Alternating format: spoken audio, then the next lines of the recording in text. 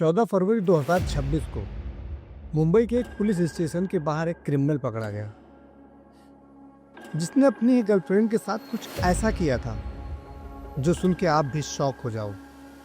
जब उससे पूछा गया कि उसने ये सब क्यों और कैसे किया तो उसका जवाब सुनकर लोग सोचने पर मजबूर हो गए कि कोई इंसान इतना कॉम्प्लिकेटेड और पत्थर दिल कैसे हो सकता है।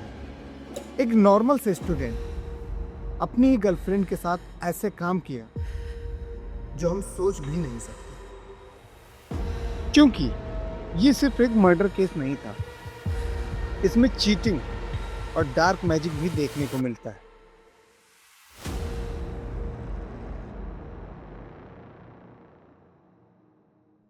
पीयूष धमनौतिया मंसूर एमपी का रहने वाला था। अपनी एमबीए की पढ़ाई के लिए वो इंदौर में एक रेंटेड रूम में रहता था। उसके फादर एक ग्रोसरी शॉप चलाते थे। उसका एक नॉर्मल फैमिली बैकग्राउंड था।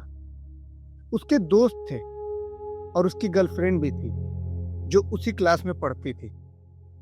अब आप सोच रहे होंगे कि मैं क्यों बार बार कह रहा हूं कि सब कुछ नॉर्मल था। वो इसलिए क्योंकि जो उसने किया वो इतना एबनॉर्मल और डिस्गस्टिंग था कि आप उसकी ह्यूमैनिटी पर सवाल उठाओ। प्राइवेसी रीजन की वजह से हम उसकी गर्लफ्रेंड का नाम रिलीज नहीं कर सकते और ना ही बता सकते हैं, लेकिन वो लड़की बहुत ही ज्यादा केयरिंग और लविंग थी। उसकी एक छोटी बहन थी जिसकी उससे सबसे ज्यादा जमती थी। उसके फादर उसे रोज कॉलेज छोड़ने जाते थे ताकि वो सेफ रहे, और कॉलेज पहुंचने के बाद वो ज्यादातर टाइम पीयूष के साथ ही बिताती थी, क्योंकि पीयूष ही उसका क्लासमेट था। उसके साथ सिक्योर रहना, कंफर्टेबल रहना बेसिक नीड होती है। लेकिन इन दोनों के 1 साल के रिलेशन के बाद भी कुछ ठीक नहीं था। वो लड़की एक ब्राइट और पॉजिटिव लड़की थी। उसकी फैमिली ने उसे कंट्रोल नहीं किया और उसे सारी फ्रीडम दी, लेकिन पीयूष बहुत ही पॉजेसिव और इनसिक्योर बॉयफ्रेंड था। सिर्फ 1 साल के ही बीच वो शादी के सपने देखने लगा था और वही उम्मीद उस लड़की से भी कर रहा था। जब उसकी बीच डिसएग्रीमेंट होता वो उस लड़की पर डाउट करता था, और जब कोई लड़का उससे बात कर ले तो वो उससे लड़ाई कर लेता था। जैसे कहते हैं ना, लव इज ब्लाइंड। इसी वजह से वो लड़की इस टॉक्सिक लूप में फंसी रही, जिसे वो अपना पार्टनर मानती थी, जिससे वो प्यार करती थी, जिस पर वो भरोसा करती थी। वो सोच भी नहीं सकती थी कि वही लड़का उसके साथ ऐसा करेगा। 10 फरवरी 2026 वो आखिरी रात थी जब उस लड़की की फैमिली ने उसे सेफ देखा। उस दिन उसे कलेक्टर ऑफिस से अपना बर्थ सर्टिफिकेट करेक्ट करवाना था। सुबह उसके फादर ने उसे कलेक्टर ऑफिस छोड़ा और चले गए। बाद में उस लड़की ने अपने सिस्टर को कॉल करके बताया कि उसके साथ एक फ्रेंड के बर्थडे पार्टी में जा रही है और 11 बजे तक वापस आएगी। शायद ये एक कवर था, क्योंकि कपल्स अक्सर बिना अपने घर पे बताए कहीं भी चले जाते हैं, एक्स्ट्रा स्टडीज और एक्स्ट्रा क्लासेस के नाम पर। और शायद ये भी एक वही मोमेंट था। फैमिली ने उसके फ्रेंड को कांटेक्ट करने की कोशिश की, लेकिन उन्हें भी कुछ नहीं पता था। फिर उसको कांटेक्ट किया गया, लेकिन वो भी रीचेबल नहीं था।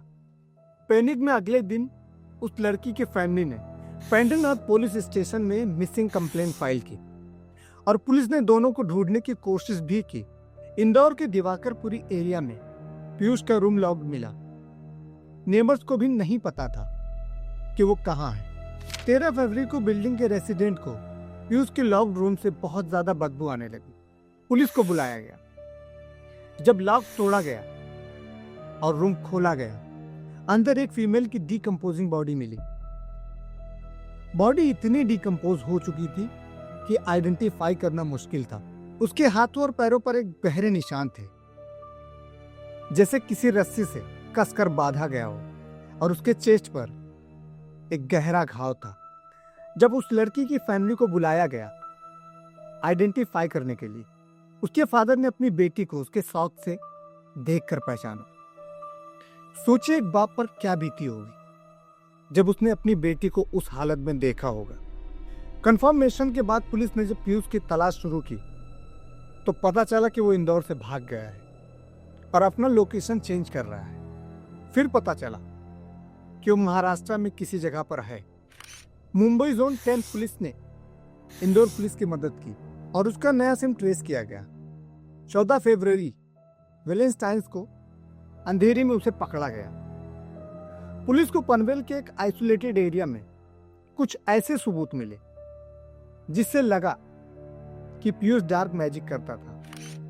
पुलिस के मुताबिक उस लड़की का मर्डर करने के बाद वो रिग्रेट फील कर रहा था, इसलिए वो उसकी सोल को समन करना चाहता था।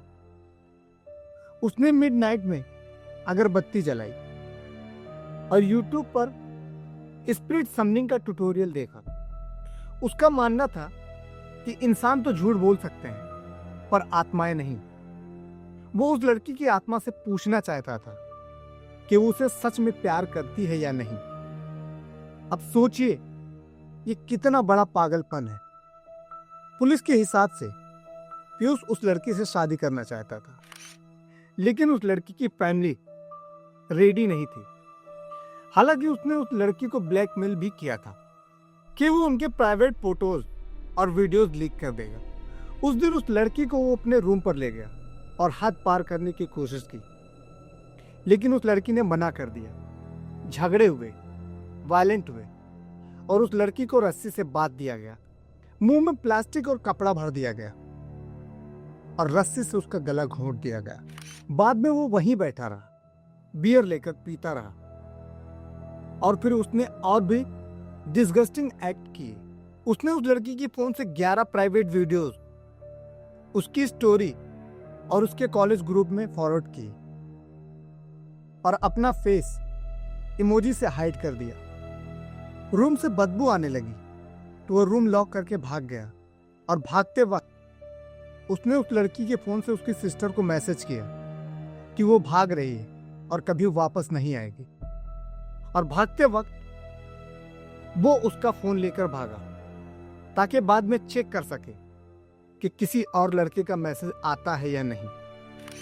17 फरवरी को जब वो मीडिया के सामने आया, उसका रिएक्शन शॉकिंग था। रिपोर्टर ने पूछा क्यों किया। तो लवर थी ना, फिर क्यों मारा? कुछ नहीं हुआ, छोड़ो, जो हो गया यार। अरे कैसी बातें कर रहे हो? आपने मारा एक लड़की को, आपकी प्रेमिका थी वो, उसको छोड़ दो ना, क्या करोगे जान के। लेकिन उसके चेहरे पर जरा भी पछतावा नहीं था।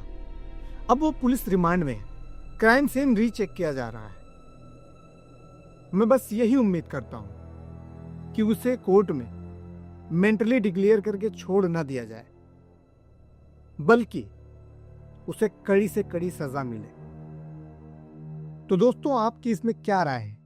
कमेंट्स में जरूर बताएं और ऐसे ही वीडियो को देखने के लिए हमारे इस चैनल को सब्सक्राइब करें। मिलते हैं ऐसे एक और केसेस को लेकर। तब तक के लिए जय हिंद।